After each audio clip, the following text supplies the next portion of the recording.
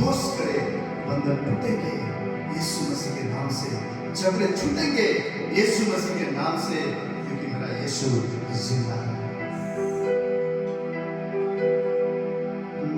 बंधन टूटेंगे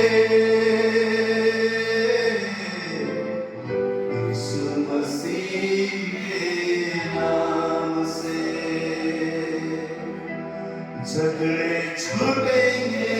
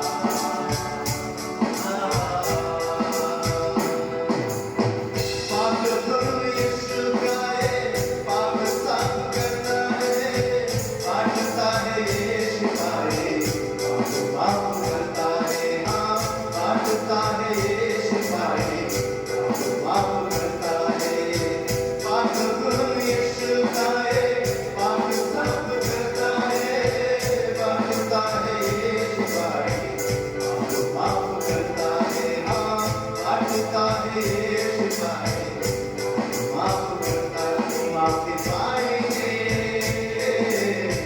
यीशु मसीह के नाम से माफी पाएंगे यीशु मसीह के नाम से ओ यीशु मसीह के नाम से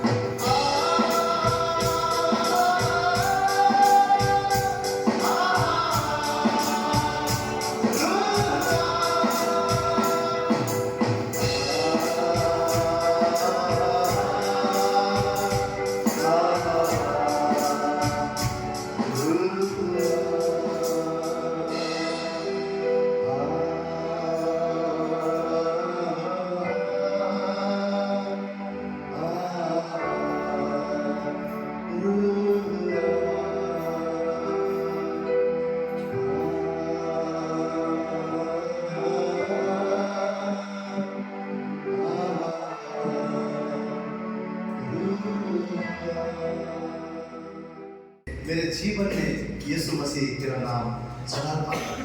मैं जहां भी जाऊं जहां भी रहूं मेरे जीवन से तू दिखता रहे, तू परमेश्वर मेरे जीवन में उड़ता रहे। तो आइए हम सब मिलकर झूमते हुए इस गीत को गाएं, मेरे जीवन में यीशु का नाम। मेरे जीवन में यीशु तेरा नाम जलाल पाता रहे। मेरे जीवन में यीशु तेरा नाम जलाल पाता रहे। मेरे जीवन में यीशु तेरा नाम जलाल पाता रहे। मेरे जीवन में यीशु तेरा नाम जलाल पाता रहे।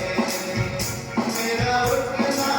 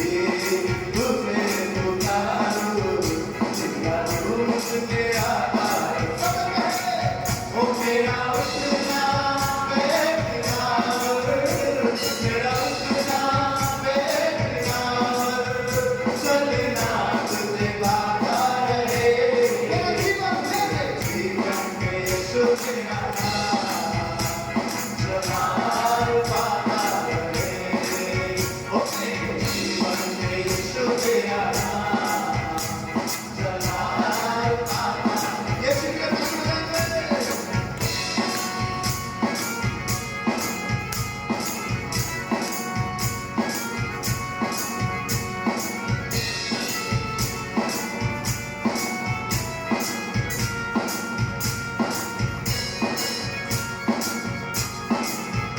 जिंदगी भर तेरे गीत गाता रहो, तू सुनता रहे सुनाता रहो, जिंदगी भर तेरे गीत गाता रहो, तू सुनता रहे सुनाता रहो, हाँ जिंदगी भर तेरे गीत गाता रहो, जिंदगी भर तेरे गीत गाता रहो, तू सुनता रहे सुनाता रहो, जब गीत तेरे गाओ जितना तू मुझ में आता रहे, जब गीत तेरे गाओ जितना तू मुझ में आता रहे, सदा मेरा उठना बैठना मेरा उठना बैठना चलना तुझे आता रहे, ओ मेरे जीवन में यीशु तेरा नाम चला पाता रहे, ओ मेरे जीवन में यीशु तेरा नाम चला पाता रहे, मेरे जीवन में यीशु तेरा नाम चला पाता रहे, ओ मेरे जीवन में यीशु तेरा नाम चला पाता रहे, चला पाता रहे, चला पाता रहे। हालेलुया। बोलो प्रभु यीशु मसीह की जय। जीसस बोले यीशु मसीह की जय। हमारे परमेश्वर सब कहे प्रभु उस बारिश और अग्नि के समान फिर से एक बार तेरा आत्मा मुझ पर बुंदेल प्रभु, दुगनी अभिषेक से मेरे जीवन को भर, ताकि मैं ना रहूं परंतु मुझ में तू दिखे खुदा, तेरी नजरों से मैं देख सकूं प्रभु, तेरी बातों को मैं सुन सकूं, ऐसा अनुग्रह तू मुझे दे। आइए मिलकर परमेश्वर की भक्ति करते हुए इसकी एक बारिश की तरह, एक अग्नि के समान या गिर जाए मुझ पे, एक चादर के समान, एक बारिश की तरह, एक अग्नि के समान या गिर जाए मुझ पे, एक चादर के समान,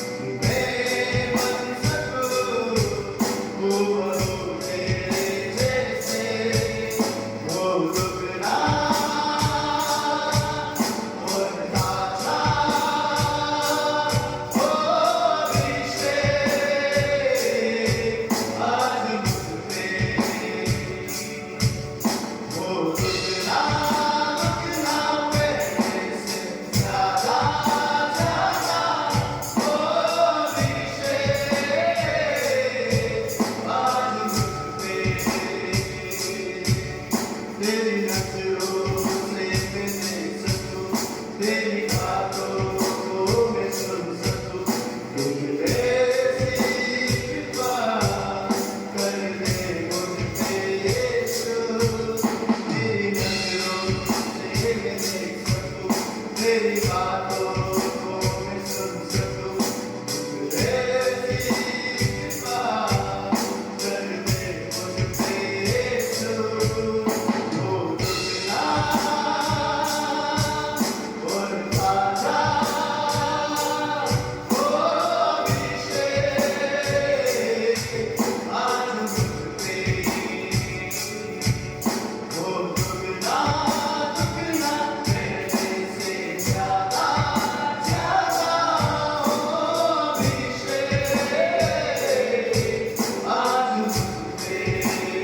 सब कहे ओ दुगना और ताजा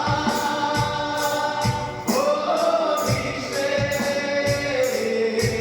आज मुझ पे। ओ दुगना दुगना पहले से ज्यादा ज्यादा ओ अभिषेक आज मुझ पे।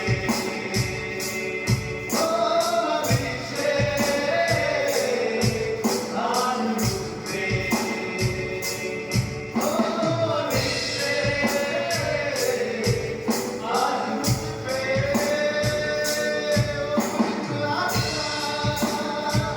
ऐसा अभिषेक कर दे ओ रूहे पाक, ओ दुगना अभिषेक कर, दुगना सामर्थ दे झूले झूले पवित्र आत्मा। यीशु राजा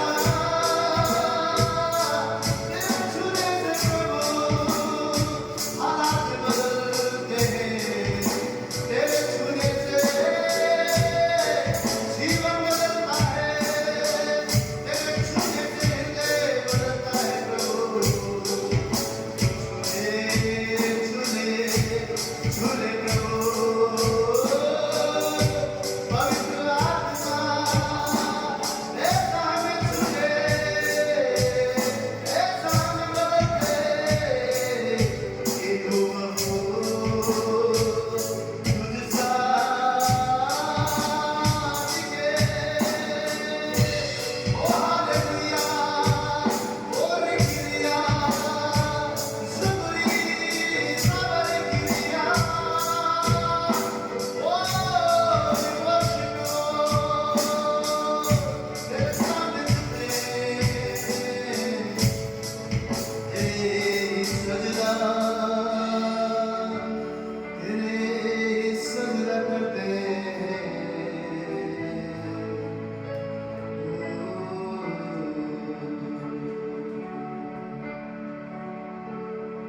अभिषेक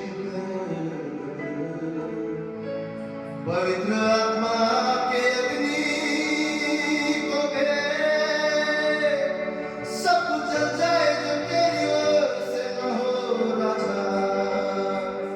शुद्ध कर तेरे लोगों को शुद्ध कर, तेरे बच्चों को शुद्ध कर।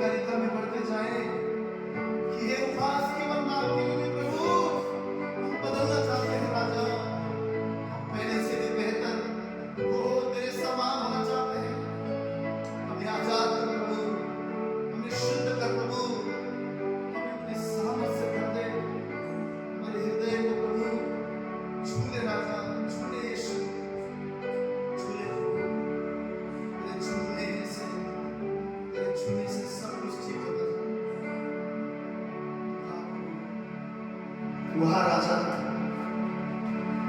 तेरी हुकूमत हमारे जीवन में हो, तेरी मर्जी हमारे जीवन में हो। स्वर्गीय पिता, तुझसे प्रार्थना करते हैं, ऐसा शक्ति दे प्रभु, ऐसा सामर्थ्य प्रभु, तेरी राह पर चल सके, शत्रुओं को भी माफ करके तेरे प्रेम को इस संसार में दिखा सके राजा। प्रभु, तेरे लिए पवित्र बनकर हम जी सके, शरीर मरता जाए, शरीर के कार्य मरता जाए, हर दिन हम प्रभु नया जीवन जीते जाए।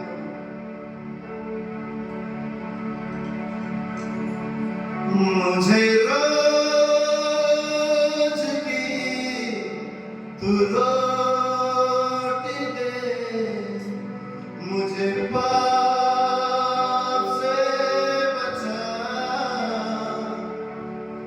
मैं हूँ तेरा, तू है मेरा, मैं जाऊँ किसके पास,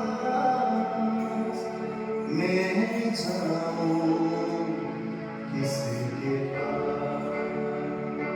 मेरे स्वर्गीय पिता, तेरे घर में आया हूँ, इस धरती पे ला, जैसे स्वर्ग में है तेरा राज, जैसे स्वर्ग में है तेरा राज। मेरे स्वर्गीय पिता, तेरे घर में आया हूँ, इस धरती पे ला, जैसे स्वर्ग में है तेरा राज, जैसे स्वर्ग में है तेरा राज। मेरे शत्रुओं को माफ करने की शक्ति तू दिला, मेरे शत्रुओं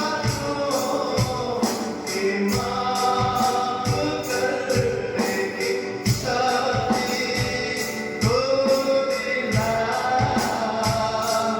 मैं हूँ निर्बल और नादान, पवित्र तू बना। मैं हूँ निर्बल और नादान, पवित्र तू बना, पवित्र तू बना। सब कहते हैं स्वर्गीय पिता, तेरे स्वर्गीय पिता, तेरे घर में आया हूँ, इस धरती पे ला, जैसे स्वर्ग में है तेरा राज, जैसे स्वर्ग में है तेरा राज। मेरे स्वर्गीय पिता, तेरे घर में आया हूँ, इस धरती पे ला, जैसे स्वर्ग में है तेरा राज,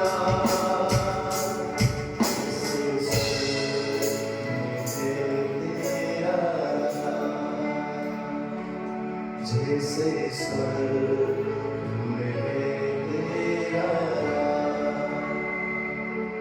जैसे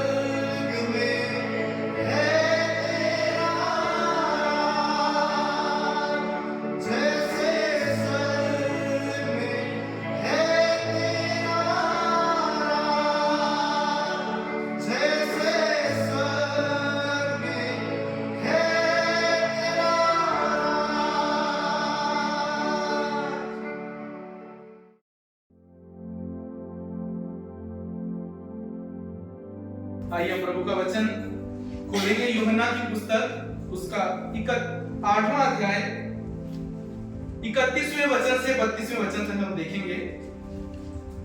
यहां पर यीशु मसीह कह रहे हैं, यदि तुम मेरे वचन में बने रहोगे तो सचमुच मेरे चेले ठहरोगे, तुम सत्य को जानोगे और सत्य तुम्हें आजाद करेगा।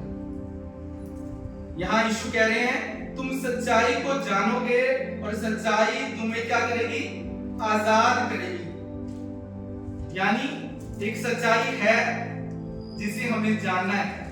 यहां प्रभु कह रहे हैं इस सच्चाई को तुम्हें जानना होगा अगर तुम आजाद होना चाहते हो। कितने लोग आजाद होना चाहते हैं? तो इसके लिए हमें इस सच्चाई को जानना होगा।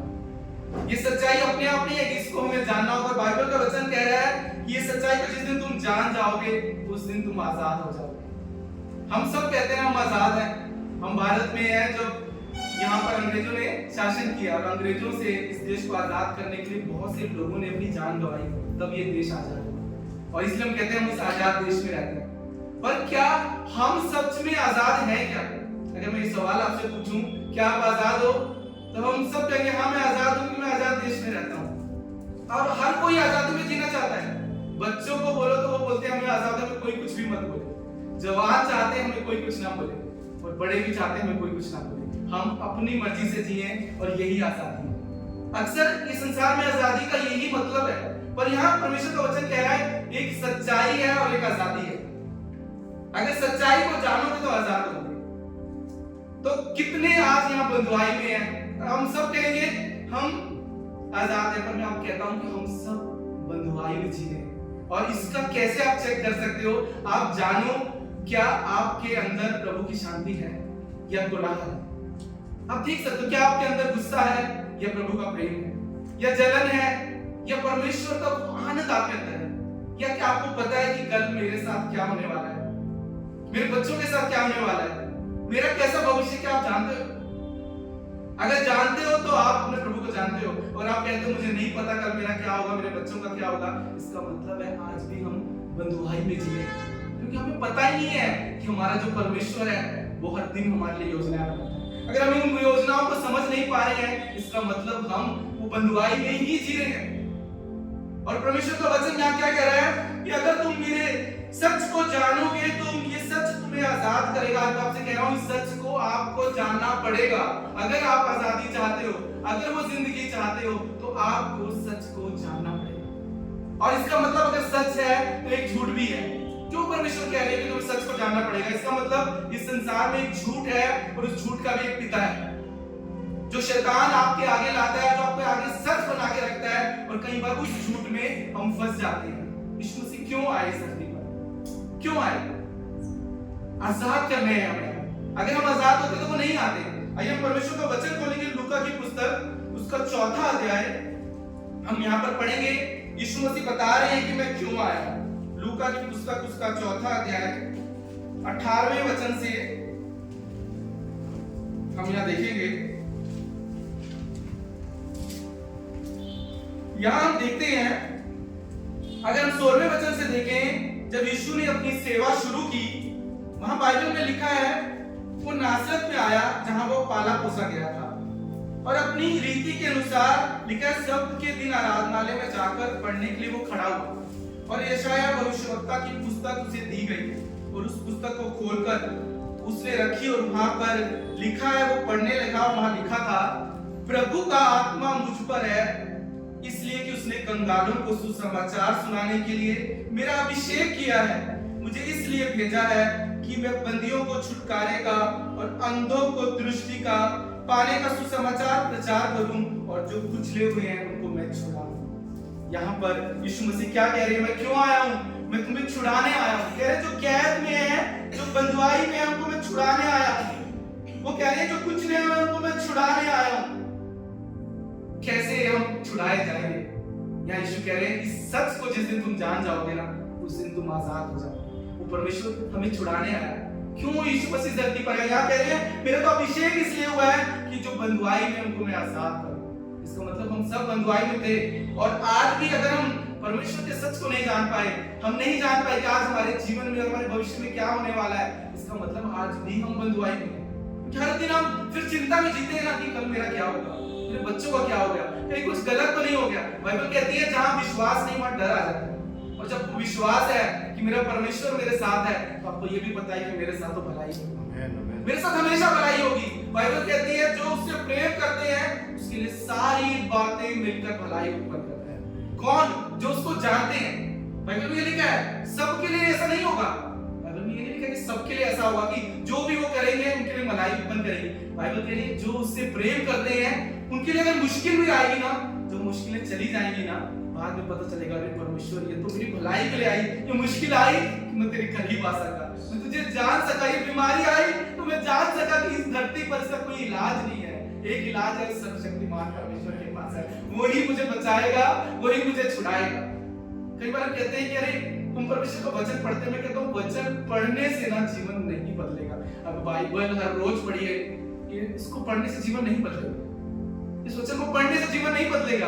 क्योंकि आप पढ़ते हैं कई सालों लोगों को देखते हैं पढ़ते हुए पर जीवन नहीं बदला। क्योंकि बाइबल कहती है इस वचन के खुलने से जीवन बदलता है। खुलने से क्या होता है? प्रकाश आता है। प्रकाश आएगा तो आपको पता चलेगा ना मेरा जीवन मुझे कहां आगे जाना है। इसलिए बहुत जरूरी है ये वचन हमारे जीवन में खुलने पाए ताकि हम परमेश्वर की रोशनी को जान सके। क्या लिखा है? ये वचन क्या करेगा? इस सत्य को तुम जानोगे और ये सत्य तुम्हें आजाद करेगा। इस संसार में आपसे कहता हूं इतना झूठ है ना, अगर इस झूठ में आप फंस गए ना, आप बाहर नहीं निकल सकते। यहाँ पौलुस कहता है इस फसावट से तुम बचना। यहाँ एक झूठ है। यहाँ पर यूहन्ना 18:26 में यीशु बात कह रहे हैं। वो कह रहे हैं मेरे भेजने वाला सच्चा है, जो मैंने उसे सुना है वही मैं जगत से कहता हूं। परमेश्वर क्या बोल रहे हैं? यीशु मसीह बिल्कुल निडर होकर स्पष्ट होकर यीशु मसीह कह रहे हैं मेरे भेजने वाला सच्चा है और मैं परमेश्वर की सच्चाई तुमसे कह रहा हूं। मतलब वो कह रहे हैं कि मेरा जो पिता वो सच्चा है और एक झूठ का भी पिता है। आपको मालूम है एक झूठ गढ़ने वाला है जो आपको कहानियां सुनाता है। बाइबल में 2 थिस्सलुनियों में अगर आप घर पे पढ़ोगे ना, अभी मत खोलिए, उसके दूसरे अध्याय में लिखा है, वहां विनाश के पुरुष के बारे में लिखा है। एक झूठ का पुरुष लिखा है, वो ऐसा समय आएगा लोग इस पर विश्वास करेंगे और लोग झूठ के पीछे चलेंगे। मैं आपसे कहता हूं ये वो समय है जहां हम जी रहे हैं, लोग झूठ के पीछे चल रहे हैं। वहां लिखा है वो झूठ ऐसा होगा, लिखा है वो अधर्म के सब धोखे के साथ होगा। और पौलुस कह रहा है इस धोखे में मत पड़ो। आज जिस युग में हम रह रहे हैं ना, यह सब तरफ धोखा है। शैतान आपको भरमाएगा। पौलुस कह रहा है कि बड़े बड़ों को फंसा देगा। और एक बात कह रहा है रोमियो 1:18 में पौलुस कह रहा है वो ऐसा धोखा होगा कि लोग सच को अधर्म से दबा देंगे। मतलब सच भी अधर्म से दब सकता है। अधर्म जब इतना वो सच बनकर आपके सामने आएगा, जो सच है ना, आप उसको दबा दो। लिखा है सच को अधर्म से हम दबा सकते हैं। सोचिए ये कितनी डराने वाली बात है। कैसे? अगर हमें सच पता है कि यीशु परमेश्वर का पुत्र है, ये जो दिमाग है इसको पता है प्रभु है, पर जो ये मन है ये अधर्म से भरा हुआ है, आप नहीं जाओगे प्रभु के पीछे, आप कलीसिया नहीं जाओगे, आप वचन नहीं पढ़ोगे, आप संगति में नहीं जाओगे। आपको पता होगा सब कुछ सच है, पर अधर्म जो आपके मन में है ना, इतना पाप, इतनी बुराई, इतनी चिंता, इतनी संसार की बातें, बाइबल कह रही है वो अधर्म सच को दबा देगा। यहाँ लिखा है, पौलुस कह रहा है वो लोग सत्य को अधर्म से दबा देंगे। इसलिए सच को जानना बहुत जरूरी है। अय्यूब कहता है मैं जानता हूं इतना कुछ अय्यूब के साथ हुआ, सामने हमारा एग्जांपल है, सब कुछ उसका खत्म हो गया, पर वो अपने परमेश्वर को जानता था। वो कहता है कि मैं जानता हूं कि मेरा छुड़ाने वाला जीवित है। इतना बड़ा एग्जांपल, लाइव एग्जांपल इस दुनिया में कोई नहीं हो सकता जो अय्यूब था। पौलुस कहता है मैं जानता हूं कोई मुझे उसके प्रेम से अलग नहीं कर सकता। क्यों वो ये कहता है? क्योंकि वो जानता है। पौलुस एक बात बोलता है फिलिपियों 22 में, वो कहता है मेरे लिए तो जीवित रहना भी मसीह है और मर जाना भी मसीह। क्यों? क्योंकि वो जानता था इस धरती पर मैं हूं, तो बोला यहाँ पर मैं परमेश्वर का काम करूं। क्यों कहता है मेरा जीवित रहना मसीह है? मतलब मैं यहाँ रहूंगा, मैं लोगों के लिए आशीष बनूंगा, जब मर जाऊंगा मैं पिता के साथ। उसको मालूम था कि इस धरती पर मेरा परमेश्वर मेरे साथ है। बहुत जरूरी है आज हमें ये जानना। आज हम इस सच को जानते ही नहीं है। सारा संसार सच को ढूंढ रहा है। आप लोग चांद पर भेज रहे हैं। अभी तो मैंने सुना है कि सूरज पे भी भेजा गया है, कि सूरज को भी जानना चाहते हैं कि उसमें कितनी गर्मी है। लोग चांद और सूरज को भी बना रहे हैं, उसको भी ढूंढने के लिए कि कितने उसमें ठंडक है, कितनी गर्मी है। और उधर वो ऐसे रॉकेट बना रहे हैं कि एक देश दूसरे देश को खत्म नहीं कर सकता। ये संसार की सच्चाई है। वो सच जानना चाहते हैं, पर एक तरफ वो ऐसी चीजें ढूंढ रहे हैं और दूसरी तरफ दुनिया को तबाही कर रहे हैं। ये सच्चाई जो इस संसार की है, पर यीशु मसीह कह रहे हैं मेरा भेजने वाला सच्चा है। मैं जो तुम्हें बातें बता रहा हूं, इन पर तुम विश्वास करोगे तो तुम इस धरती पे भी जीवित रहोगे और वहां स्वर्ग में तुम मेरे साथ रहेगा। हमें इस सच को जानना है। पौलुस कह रहा है यह अधर्म, आज भाई तो गीत गा रहे थे, कहते कि अधर्म इतना बढ़ जाएगा ना कि हम पे कब्जा कर सकता है। इस अधर्म का हमारे जीवन में टूटना बहुत जरूरी है। इतने इस संसार में हम रह रहे हैं ना, इतना झूठ बार बार आपको बोला जाएगा, इतना बार बार अगर आपको किसी के बारे में मैं आपसे कहता हूँ, कोई अगर सही इंसान है ना, 10 बार अगर उसके बारे में झूठ बोला जाए ना, आप उस पर विश्वास कर लो। इतना झूठ आपको बताया जाएगा कि आप उसमें फंस जाओगे, उन बातों में फंस जाओगे, और फिर क्या होगा, शैतान आपको फंसा देगा, वह दबा देगा, परमेश्वर की योजना से दूर लेकर जाएगा। यहाँ पर क्या लिखा है नीति वचन 14:12 में, बहुत ही बड़ी बात लिखी है। हम कई बार क्या सोचते हैं कि हम जिन रास्तों पर चल रहे हैं वो रास्ते हमें सही लग रहे हैं। बहुत बार हमें रास्ते सही लगते हैं, हम कहते हैं हम अपनी मर्जी करेंगे, भाई मुझे पता है मेरे लिए सही है। अक्सर हम ये कहते हैं ना, मुझे मालूम है मेरे लिए सही है, हम अपनी मर्जी करते हैं, अपने हिसाब से। हर कोई अपने अपने घरों में चलते हैं कि ये चीजें सही है। प्रभु को छोड़कर कई बार वहां भी अपनी मर्जी करते हैं। हमें लगता है कि हमें मालूम है। यहाँ पर नीति वचन 14:12 में लिखा है, ऐसे मार्ग हैं जो मनुष्य को ठीक जान पड़ते हैं, परंतु उसके अंत में मृत्यु ही मिलती है। आपको सही लग रहा होगा, आपको सही लग रहा होगा कि ये सही है, मैं आपसे कहता हूँ वो अंत में मौत को ही लेकर जाएगा। क्यों? आपको सही लग रहा है, पर वो सही नहीं है। आपको सही को जानना है, आपको सच को जानना है। कितनी बार आप अगर अपने जीवन में देखो, आपको लगा कि ये सही, आपने ये किया, पर उसका आगे रिजल्ट क्या हुआ? रिजल्ट पूरा विनाश हुआ, सब कुछ बिगड़ गया। यहाँ पर लिखा है, या क्या लिखा है, मनुष्य को अपनी सारी राहें सही जान पड़ती है, पर अंत में उनमें मृत्यु ही मिलती है। और बाइबल कहती है एक राह है और एक जीवन है। यीशु मसीह कहते हैं मैं ही मार्ग हूँ, मैं ही सत्य हूँ और मैं ही जीवन हूँ। 2 मार्ग है इस दुनिया में, एक मार्ग विनाश की ओर लेकर जाएगा, एक मार्ग सच की ओर लेकर जाएगा। पर हमें क्या करना है? हम इस विनाश के मार्ग नहीं है, पर हमें मुड़ना है सच के मार्ग। चौड़े मार्ग पे मैं कह रहा हूं हम चल रहे हैं, और इस संकीर्ण मार्ग में आपको मुड़ना होगा। और उसमें मुड़ने के लिए सबसे जरूरी चीज है, आपको नया बनना पड़ेगा, अपने मन को फिराना पड़ेगा। कोई दूसरा रास्ता नहीं है। यीशु मसीह कह रहे हैं, आप खोलिए मेरे साथ यूहन्ना 14:6 में वो कह रहे हैं, मार्ग सत्य और जीवन मैं ही हूं, बिना मेरे द्वारा पिता के पास कोई नहीं पहुंच सकता। और यूहन्ना 3:3 में लिखा है, मैं सच सच कहता हूं, यदि कोई नए सिरे से ना जन्मे तो परमेश्वर का राज्य नहीं देख सकता। मतलब हमारा नए सिरे से हमारा जन्म होना बहुत जरूरी है। नए सिरे से जन्म होने का मतलब क्या है? हमारा उस पुराने जीवन को छोड़कर उस नए जीवन की ओर फिरना बहुत जरूरी है। नहीं तो हम नहीं देख सकते। ये गलत है। स्वर्ग कहते हैं कि क्रूस पर हमें पापों की माफी मिली है, उससे आप स्वर्ग नहीं जाओगे। मैं आपसे कहता हूं, क्रूस पर जो पापों की हमारी जो माफी मिली है, वहां से स्वर्ग का रास्ता नहीं खुलता। अगर वो खुलता तो जो वो पापी स्त्री थी ना, वो बेचारी स्त्री जिसको जो लोग पत्थर मार रहे थे, वो पकड़ी गई, तो क्या हुआ? यीशु ने क्या बोला? जिसने पाप नहीं किया वो उसे पत्थर मारे। और उसको क्या बोला? फिर पाप मत करना। अगर फिर पाप करेगी तो देव नरक में ही जाएगी। तो यीशु के क्रूस से जो हमें माफी मिलती है, उससे हम स्वर्ग नहीं जाएंगे अगर हमने मन नहीं बदला। अगर वो ये जीवन रहा, बाइबल कहती है विनाश निश्चित है। और जीवन तभी है कि इस मन को नया होना बहुत। यीशु क्या बोल रहे हैं? वो बोल रहे हैं, मैं बिल्कुल साफ कह रहा हूँ। यीशु से बहुत बार ये बात कहते थे, मैं तुम्हें सच सच कहता हूँ।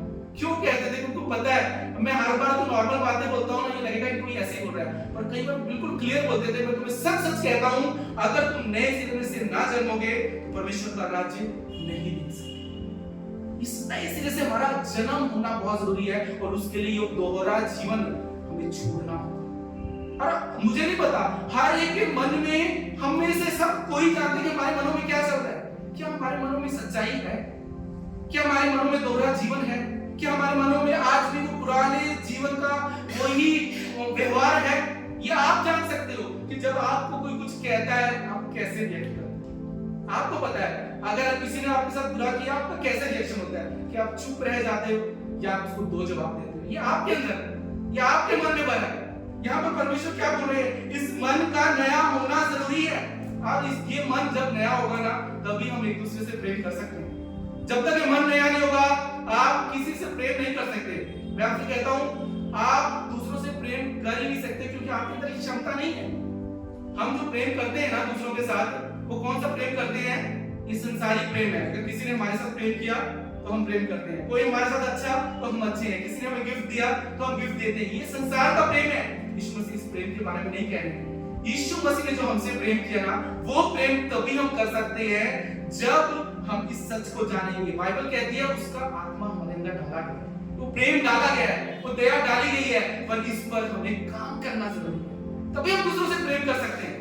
आपको मैं बताता हूं कि सच्चा प्रेम जब आप दूसरों से करेंगे ना तो परमेश्वर कैसे उस सच्चे प्रेम को देखता है। खोलिए मेरे साथ मत्ती की पुस्तक उसका 25वां अध्याय 34वें वचन से हम देखेंगे। आइए हम 31वें वचन से पढ़ेंगे। यहां पर लिखा है न्याय के दिन के बारे में।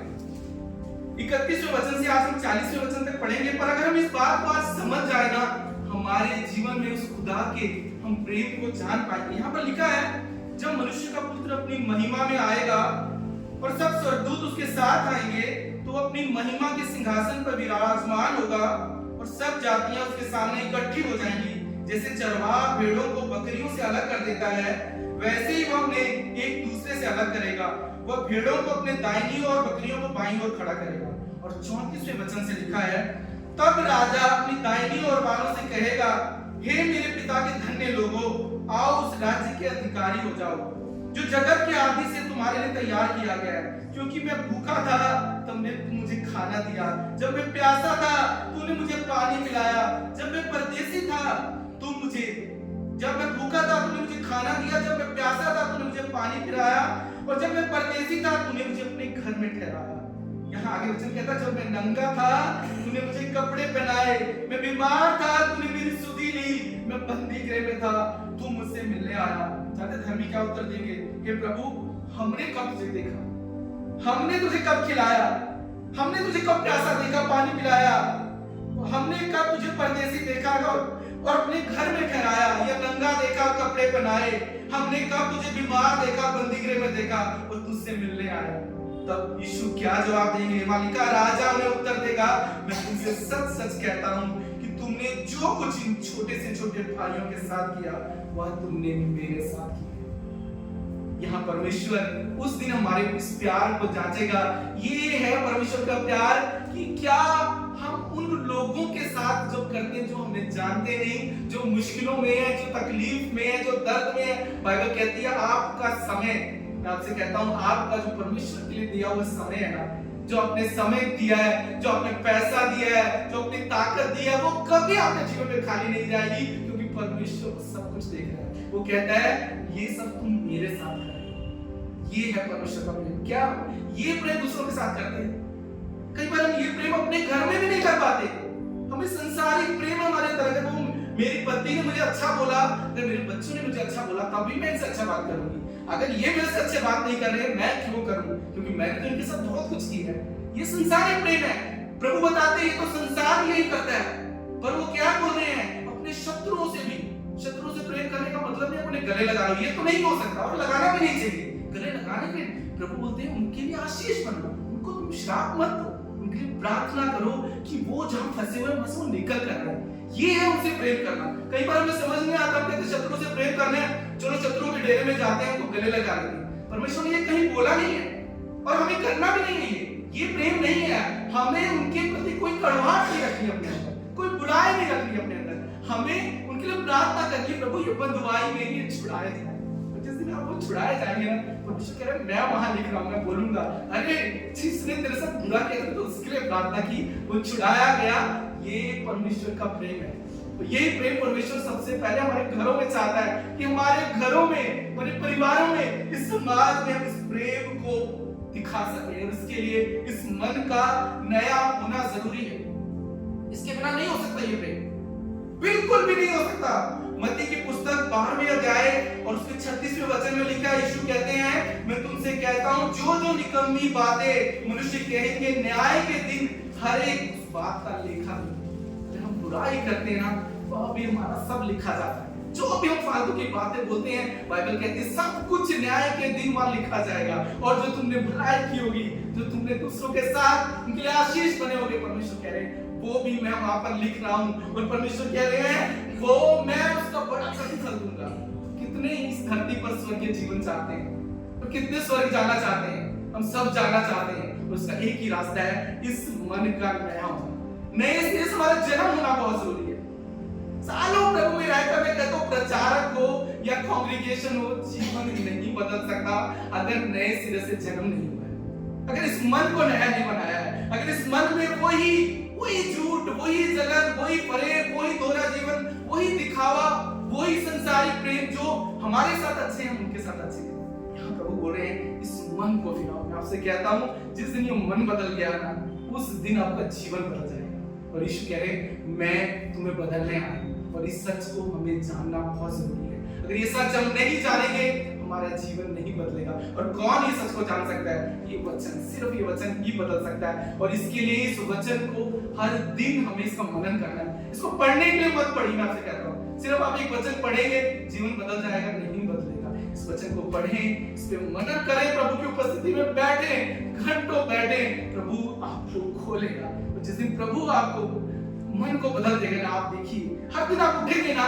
एक आनंद होगा प्रभु का, एक प्रभु की शांति होगी, एक प्रभु की खुशी होगी। और कोई उस शांति और खुशी को आपकी चुरा नहीं पाएगा।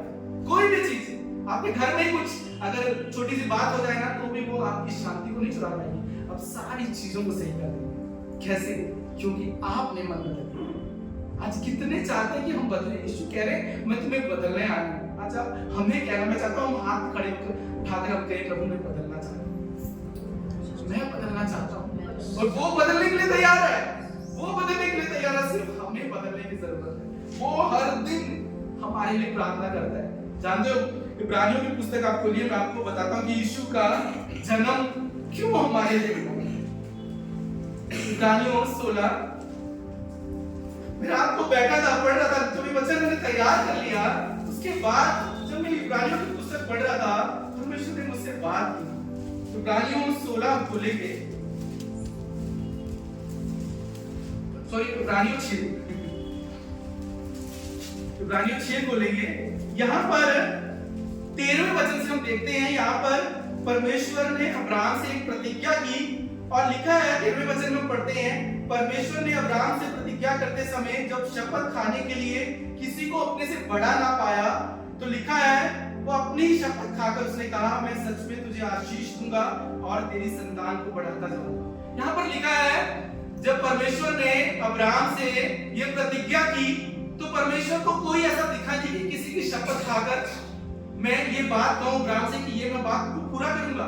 आज हम देखते हैं ना संसार में वो एकदम से बोलते हैं आई शपथ, ये शपथ, यार जैसे कि अभी मैं कुछ सच बोल रहा हूं मतलब शपथ खाऊंगा तो दूसरा ये मान जाएगा कि ये मैं सच बोल रहा हूं। कभी-कभी लोग अपनी करते शपथ खाते हैं, नहीं तो अपनी मदर की खाते हैं। ये दो शपथ ही मैं बचपन से देखता आ रहा हूं लोग खाते हैं, या तो अपनी खाते हैं ब्रदर मैं बिल्कुल सच बोल रहा हूं, नहीं तो आई शपथ। ऐसे बोलते हैं मराठी में, हिंदी में भी ऐसे बोलते हैं मां कसम मैं ये सच बोल रहा हूं। पर यहाँ पर लिखा है जब परमेश्वर ने यहाँ पर अब्राहम से प्रतिज्ञा की तो उसको लगा कोई दिखा ही नहीं ऐसा, तो लिखा है कि उसने खुद की शपथ खाकर अब्राहम से प्रतिज्ञा की कि मैं तुझे आशीष दूंगा और तेरी संतान को बढ़ाऊंगा। पर क्या हुआ? मनुष्य जाति तो पाप में चली गई। अब परमेश्वर इस प्रतिज्ञा को कैसे पूरा करे? तो क्या परमेश्वर झूठा ठहराया जाएगा? क्या झूठा ठहरा जाएगा जो मैंने कहा ये तो मैं कर ही नहीं सकता क्योंकि ये तो पाप ही है, मैं कैसे करूं? और बाइबल कहती है जो वो अपने वचन के निमित्त हमसे हमारे जीवन में काम करता है। कई बार हम कहते हैं ना हमारी प्रार्थना सुन ली गई, वो अपने वायदे का सच्चा है। जब हम उसके नाम से उसको पुकारते हैं उसको आना ही है, उसको आना ही है क्योंकि उसने हमसे वायदा किया। वो अपने वचन के निमित्त काम करता है। बाइबल कहती है वो कभी अपने आप का इनकार नहीं करता। अब क्या हुआ? यहाँ पर मनुष्य तो उसको झूठा ठहरा रहा है, अब वो उससे वाचा पूरी नहीं कर सकता। और फिर बाइबल कहती है इसलिए उसने यीशु मसीह को हमारे लिए भेजा। इब्रानियों की पुस्तक इसी 7वें अध्याय के 22वें वचन में लिखा है, इस प्रकार यीशु एक उत्तम वाचा का जामिन ठहरा। अब उसने क्या किया? यीशु मसीह को भेजा, जो ये वाचा हमारे साथ की थी ना, इस वाचा को तो पूरा करना है। उसके लिए उसको एक गारंटर चाहिए था, एक बीच में जामीन चाहिए था। जामीन का मतलब होता है श्योरिटी देने वाला कि भैया ये बिल्कुल सही है। उसने हमारे लिए यीशु मसीह को भेजा, जो हमारा जामीन है। उसने बोला ये पाप अब मैं अपने सिर पर ले लेता हूं प्रभु, ये वाचा तू इनके जीवन में पूरी कर। वो हमारा, मेरा और आपका जामीन है। हम क्यों चिंता करते हैं? हम क्यों आज भी संसार की ओर भागते हैं जब हमारा जामीन हमारे साथ है? पर इस जामीन को हमें जानना होगा। अगर आपको पता ही नहीं आपका गारंटर है, तो आप क्या उस पर विश्वास करोगे? मैं कहता हूं आप अपने घर में अगर एक पति पत्नी में एक दूसरे को नहीं जानते ना, वो भी एक दूसरे पर विश्वास नहीं करते।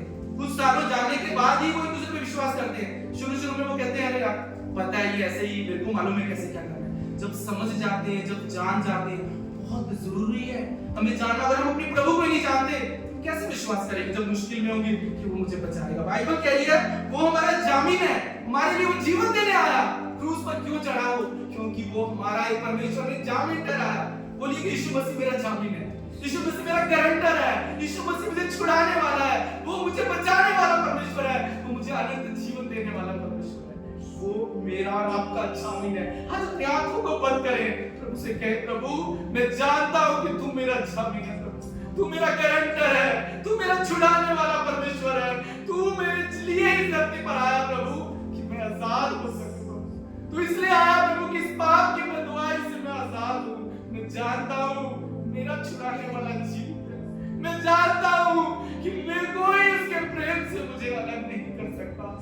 मैं जानता हूं प्रभु, मैं तेरी उस सामर्थ को जानना चाहता हूं प्रभु जी। पौलुस कहता है मैं तेरी उस मृत्युंजय की सामर्थ को जानना चाहता हूं। आज हम दुआ करते हैं प्रभु हम तेरी उस पुनरुत्थान की सामर्थ को जान सके प्रभु, ताकि हर एक हमारे जीवन की परी हुई चीजें हमारे जीवन से निकल जाए और हम परमेश्वर को मृत्युंजय की सामर्थ के द्वारा हम एक नई जिंदगी जिए, हम नए हो जाए प्रभु, हमारा मन नया हो जाए।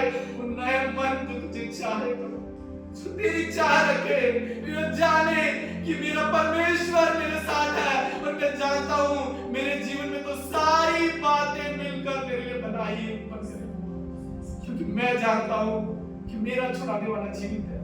ये हमें जानना है। यहाँ बाइबल कह रही है वो हमारे जामीन को हमें जानना है। जिस दिन हम उसको जान जाएंगे, बाइबल कह रही है आप आजाद हो जाओगे।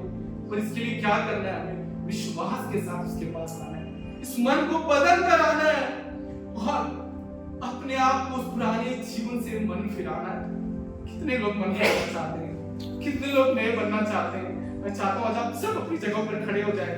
हम एक गीत गाएंगे इसके बाद कि प्रभु आज मैं अपना सब कुछ तुझे देता हूँ, मेरे जीवन को नया बना दे। मेरा जामीन तू है, मेरा गारंटर तू है, मेरा छुड़ाने वाला तू है। और मैं जानता हूँ कि मेरे जीवन में सदा मैं भलाई को देखूंगा। आज मैं चाहता हूँ अपना सौंप दो, अपना सब कुछ यहाँ से नए बनकर जाओ, क्योंकि परमेश्वर नहीं चाहता, कई बार हम नहीं चाहते कि आप वही जिंदगी जिए। तो परमेश्वर इतना प्रेम करता है, वो कितना चाहता है, वो चाहता है तुम मुझे जानो, इस सच को जानो।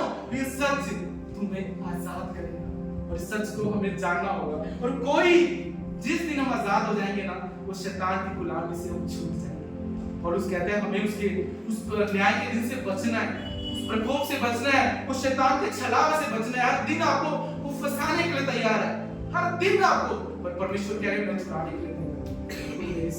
आइए हम अपने आप को खुदा के हाथ में सौंपेंगे कि हम सब मिलकर इस गीत को गाएंगे। आइए अपने हाथों को उठाएंगे, जिंदा खुदा की ओर प्रभु से कहेंगे प्रभु तुम आ मेरे मन में, तुम मुझे नया बना दे। आज अपने आप को तेरे हाथ में सौंप देता हूँ खुदा। मैं चाहता हूँ बदलना, कहिए मैं बदलना चाहता हूँ।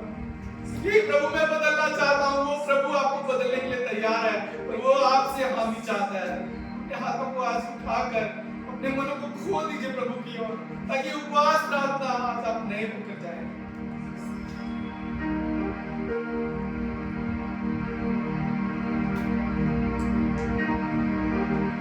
यीशु में सब कुछ देता, सब कुछ देता हूँ खुद जीऊंगा।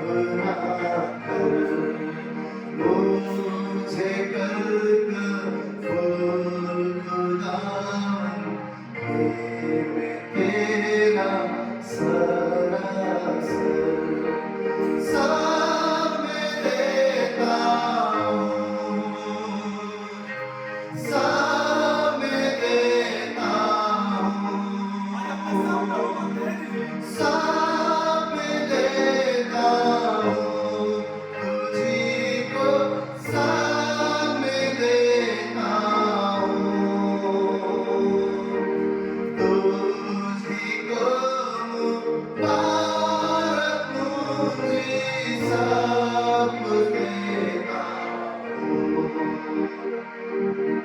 यीशु को मैं सब कुछ देता, अभी अपने आँखों छू दे तू मुझे प्यार हरकतों से कर मारो, सब देता हूँ,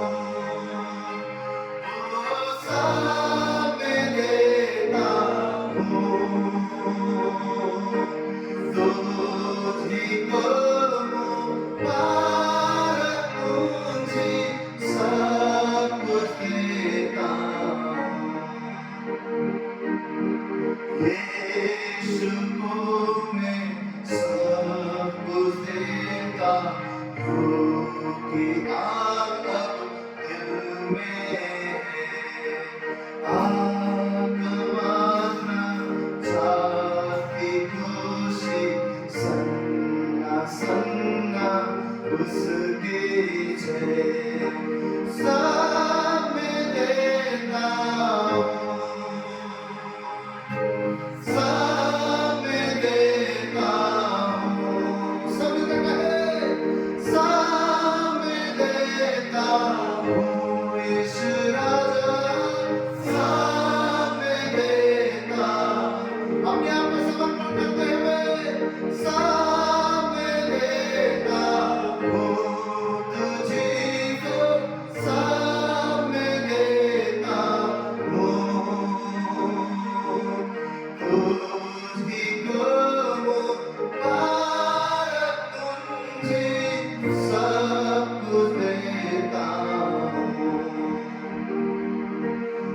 यीशु को मैं सब कुछ देता, सब कुछ करता हूँ कुर्बान, जीऊंगा मैं रोज मसीह में, उस पर रखूंगा ईमान। आपकी आवाज़, सब देता हूँ, सब देता हूँ,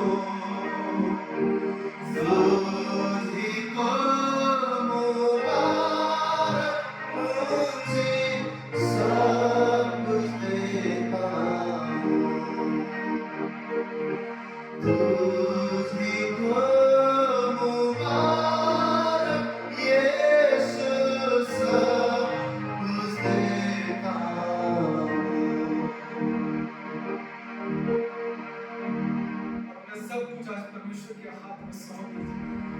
अपने जीवन की हर एक मुश्किल चीज जो आपसे आजाद नहीं हो रही, जो आप छोड़ नहीं पा रहे हैं, खुदा के हाथ में सौंप दीजिए। कह रहे हैं आज बहुत से दबे लोगों मेरे पास आओ, मैं तुम्हें विश्राम दूंगा। आज अपने जीवन के हर एक उस बुराई को उस खुदा के हाथ में सौंप दे। प्रभु मुझे छुड़ा दो परमेश्वर, उस पुराने जीवन से छुड़ा, पुरानी आदतों से छुड़ा प्रभु, शैतान के धोखे से छुड़ा प्रभु, और क्षमा से छुड़ा प्रभु, गुस्से से छुड़ा परमेश्वर, दोहरे जीवन से छुड़ा परमेश्वर, घमंड से छुड़ा परमेश्वर, जलन से छुड़ा परमेश्वर, नफरत से छुड़ा परमेश्वर। तेरी शांति प्रभु ऐसे लोगों के मनों के उतार परमेश्वर। तू कहता है मैं दया करने वाला परमेश्वर, तू कहता है मैं प्रेम करने वाला परमेश्वर। आज हम दुआ करते हैं प्रभु, तेरा प्रेम तेरे लोगों के अंदर डाल, तेरी दया तेरे लोगों के अंदर डाल परमेश्वर प्रभु, कि उस दया से दूसरों को देख सके परमेश्वर, उस प्रेम से दूसरों को देख सके प्रभु, उस प्रेम में हम चल सके परमेश्वर। आज हम तेरे हाथ में खुद को सौंपते परमेश्वर, आज हम नया बनना चाहते हैं खुदा, हम नई जिंदगी चाहते हैं परमेश्वर।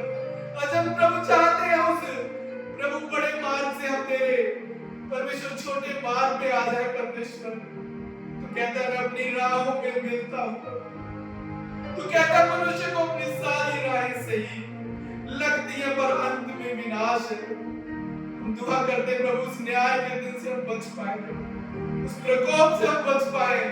मदद कर प्रभु कि हम तेरी राहों पर चले, हम और हमारे घराने बच जाए। हम तेरे हाथ में आज खुद को सौंपते हैं, हम बदलना चाहते हैं प्रभु, तू हमें बदल कर सबको तेरे हाथ में सौंपते हैं। तू हम पर राज कर परमेश्वर, तेरी इच्छा हमारे जीवन में पूरी हो।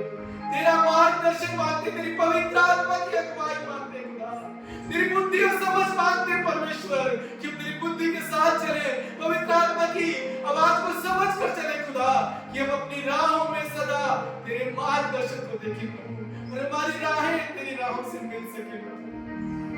वो जिंदगी जिए परमेश्वर जो जिंदगी तुझे भाए परमेश्वर। हमारी जिंदगी से तेरी महिमा हो, हम करते जाएं, तू बढ़ परमेश्वर। आज इस वचन पर अपनी बरकत रख, तेरे लोगों के जीवन को तू बदल दे प्रभु, क्योंकि तू बदलने आया प्रभु। तू कहता है जो कैद में है मैं छुड़ाने आया हूं, जो बंधुआई में है मैं आजाद करने आया हूं। दुआ करते प्रभु हर एक बंधुआई हमारे जीवन की टूट जाए हम आजाद हो जाए प्रभु। हम आजादी चाहते प्रभु, वो आजादी जो तू देने आया प्रभु। हमारी मदद कर प्रभु कि हम तेरी राहों में चल सकें। धन्यवाद देते ऐसे सुंदर दिन के लिए प्रभु कि हम तेरे भवन में आकर तेरी महिमा कर पाए, तेरी आवाज को सुन पाए प्रभु। शुक्रगुजार हैं, हम अपने आप को तेरे हाथ में सौंपते, तू हम पर राज कर, हमसे तेरी महिमा यीशु के नाम से